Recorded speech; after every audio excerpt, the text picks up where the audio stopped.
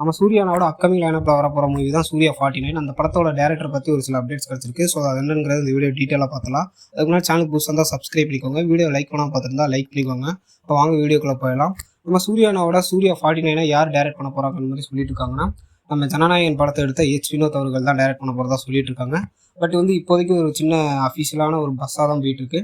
நமக்கு அஃபீஷியலான கன்ஃபர்மேஷன் எதுவுமே கிடைக்கல. இப்போதைக்கு சோஷியல் மீடியாவில் இது ஒரு சின்ன ரூமர்ஸ் மாதிரி ஸ்ப்ரெட் ஆகிட்டு இருக்கு. நம்ம பொறுத்து இருந்தால் பார்க்கணும் சூர்யா 49 யார் டேரக்ட் பண்ண போகிறாங்க அப்படின்னு. அதுக்கு முன்னாடி நமக்கு நிறைய படம் இருக்குங்க. நம்ம அன்பான ஃப்ரெண்ட்ஸ்க்குலாம் நான் சொல்கிற ஒரு சின்ன விஷயம் என்னன்னா, அடுத்த மாதம் விஸ்வநாதன் சன்ஸ் படம் வருது. அந்த படத்தில் நம்மளோட கவனத்தை வைங்க. சூர்யா 49 வரப்போ வரும், அது ஒன்றும் ப்ராப்ளம் இல்லை. அதோட டேரக்டர் அப்டேட்லாம் நமக்கு அஃபிஷியலான தகவல் கிடைக்கும். நடுவில் சூர்யா 47 இருக்குது, 48 இருக்குது.